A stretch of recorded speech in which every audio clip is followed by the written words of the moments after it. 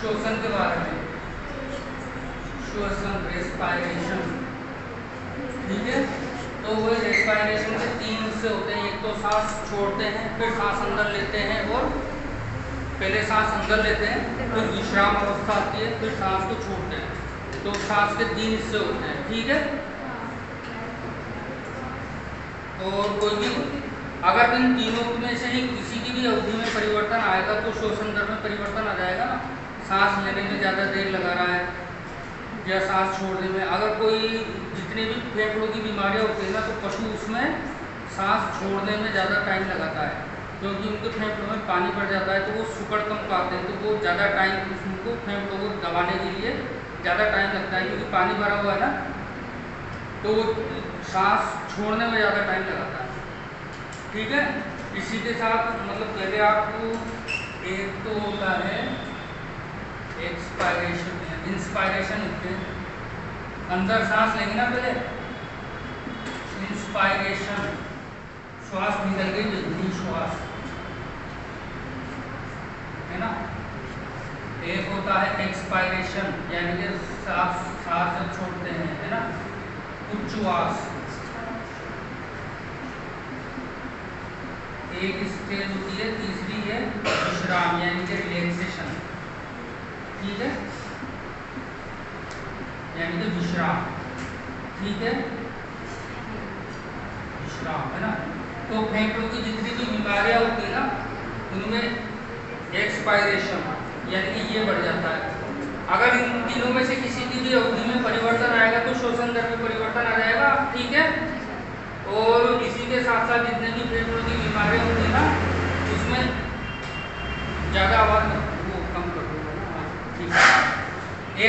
फेफड़ों की बीमारियों में एक्सपायरेशन यानी कि श्वास छोड़ने में ज़्यादा टाइम लगाता है पशु, है ना, क्योंकि उसके फेफड़ों में इन्फेक्शन रहता है, पानी वगैरह भरा रहता है, निमोनिया वगैरह में, तो एक्सपायरेशन में ज़्यादा समय लगाता है। इसका मतलब ये है कि उसके फेफड़े पूरे नहीं सिकुड़ रहे हैं।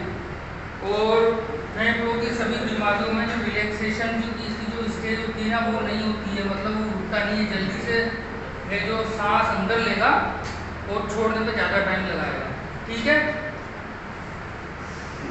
और श्वसन की दर नापने के लिए क्या किया जाता है, गाय भैंसों की बात कर रहे हैं, ज़्यादातर गाय भैंसों के नाक के आगे हाथ लगाया जाता है, तो वो सांस छोड़ेगी ना, तो अपने को पता लग जाएगा ना, पता लगता है, बाकायदा हाथ लगाते हैं, जो सांस छोड़ते हैं तो उसको गिन लेते हैं 1 मिनट में कितनी श्वसन दर है।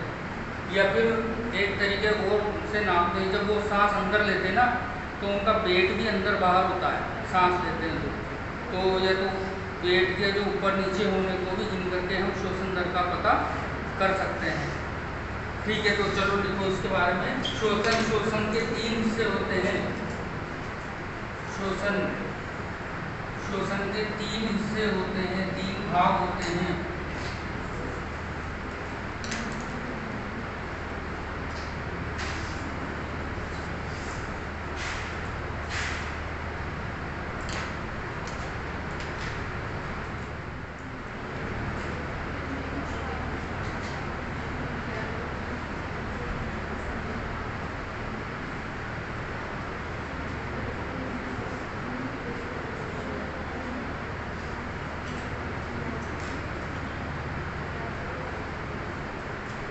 अगर तीनों भागों में से किसी भी भाग में परिवर्तन होता है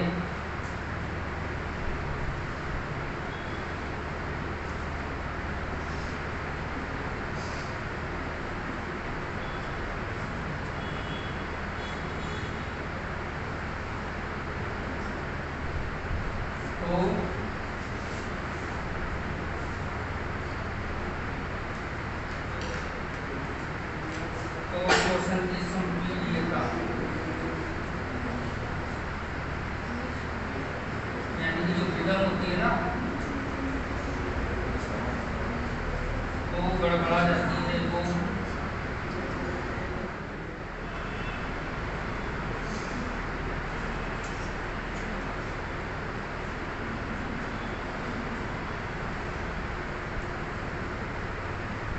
असमानता आ जाती है।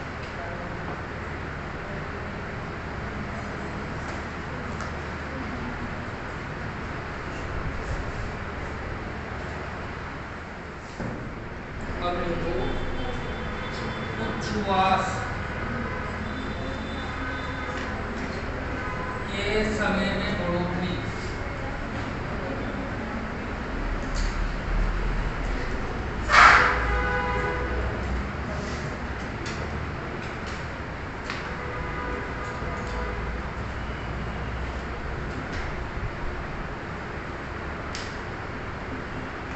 फेफड़ों के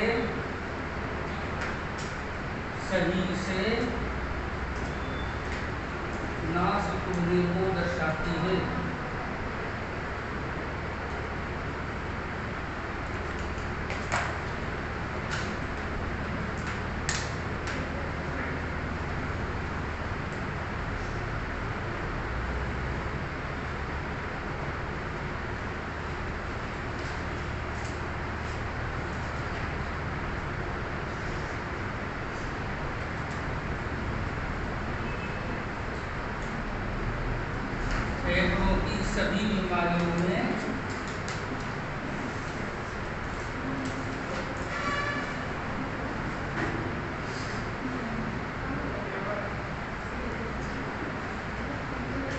फेफड़ों की सभी बीमारियों में विश्राम अवस्था उपस्थित होती है।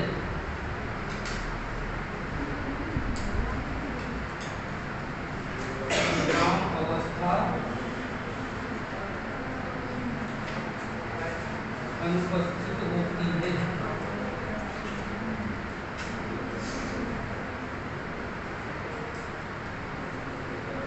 जिससे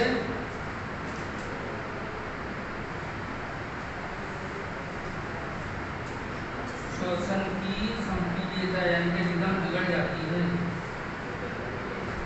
श्वसन की संपीड्यता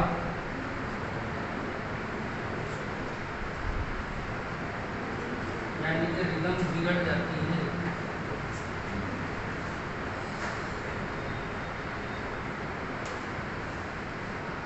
ठीक है भाई, उच्छ्वास के समय में बढ़ोतरी क्या दर्शाती है?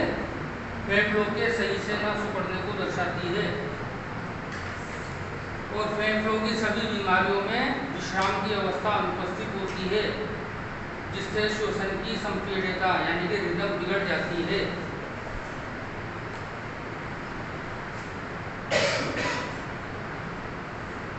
एक्सरसाइज को क्या बोलते हैं हिंदी में? व्यायाम। व्यायाम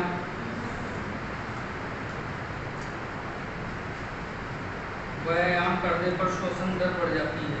ठीक है, व्यायाम करने या दौड़ लगाने पर। ठीक है, व्यायाम करने पर या दौड़ लगाने पर श्वसन दर बढ़ जाती है।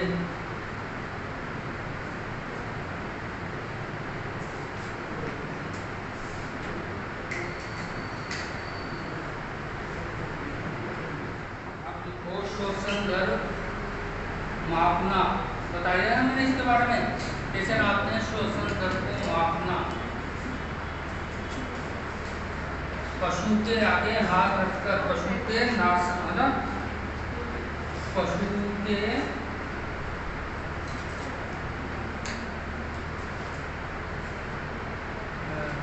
नथनों है ना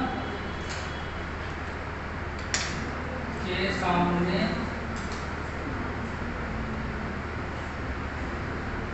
हाथ रखकर अपन क्या देखेंगे? सांस लेने को नहीं, सांस छोड़ने को, क्योंकि अंदर लेगा जिसका तो पता नहीं लगेगा ना, सांस छोड़ेगा तो पता लगेगा। यानी कि एक्सपायरेशन यानी कि उच्छ्वासों को गिनकर, है ना। कैसे नापेंगे? पशु के नथनों के सामने हाथ रखकर उच्छ्वासों यानी कि एक्सपायरेशन को गिनकर 1 मिनट में। ठीक है, एक्सपायरेशन को गिनकर मापते हुए, और ये सब चीज 1 मिनट में नापी जाती है। 1 मिनट में कितनी है? ठीक है, ये तो लिखाने की जरूरत नहीं है ना। श्वसन दर भाई प्रति मिनट नापी जाती है। लिख लो इसको, श्वसन दर प्रति मिनट में नापी जाती है। प्रति मिनट यानी कि 60 सेकेंड ऐसे पूछ सकता है वो क्वेश्चन है ना।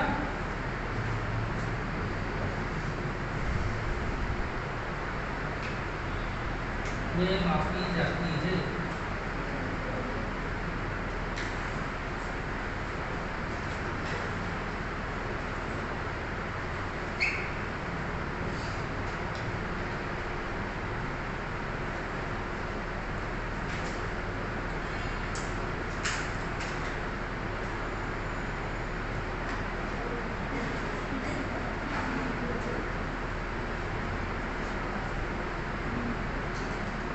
और दूसरा तरीका क्या है, पशु की कोख यानी कि पेट, कोख बोलते हैं भाई, कोख के घुटने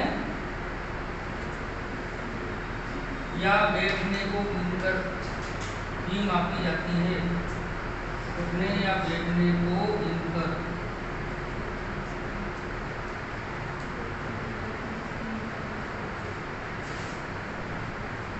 भी मापी जाती है।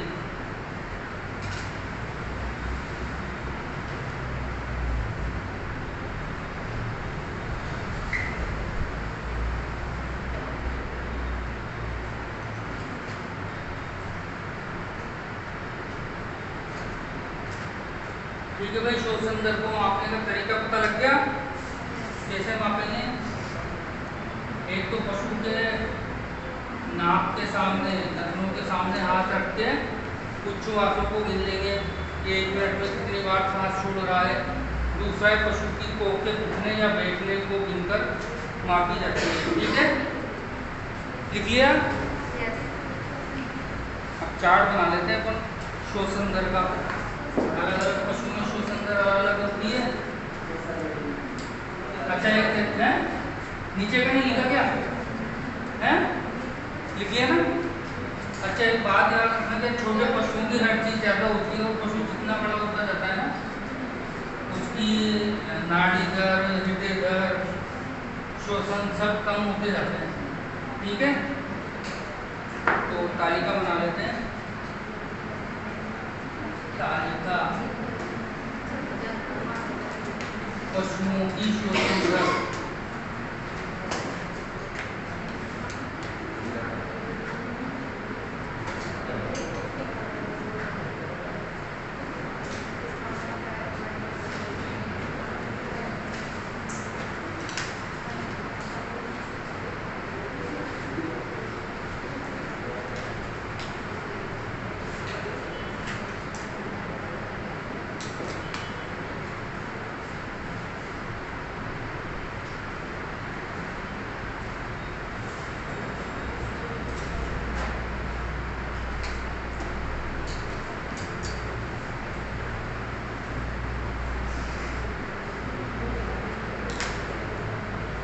पशु की जाति और श्वसन प्रति मिनट। ठीक है, ऊँट काफी बड़ा होता है तो 5 से 7 बार है ना, काफी बड़ा होता है ऊँट तो 5 से 7 बस इतनी है। ठीक है, 5 से 7 बार ही श्वसन लेता है। और दोपहर में ज्यादा थोड़ी सी बढ़ जाती थी। अब पूछ लेना अगर दोपहर में ऊँट की श्वसन दर कितनी होती है, तो ऑप्शन में 5 से 7 देगा नहीं और दे देंगे 7 से 9। ठीक है, समझ गए?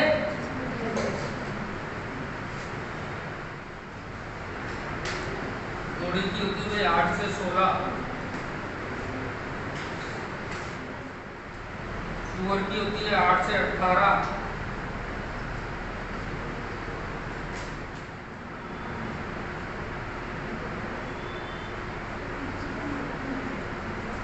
भेड़ बकरी की होती है 12 से 20।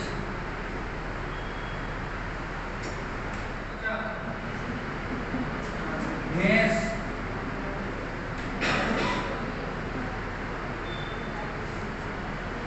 इनको क्रम में दिखाएंगे तो तुम्हें आसानी रहेगी। मुर्गी एवं गाय।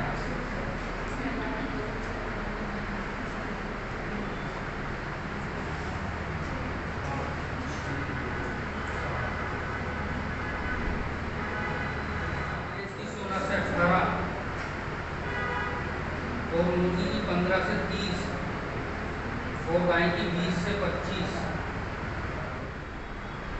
और किसी की भी ऐसे लिख सकते हैं, मतलब कि दोपहर में कितनी रहेगी तो थोड़ी बढ़ा के दे सकते हैं, ठीक है।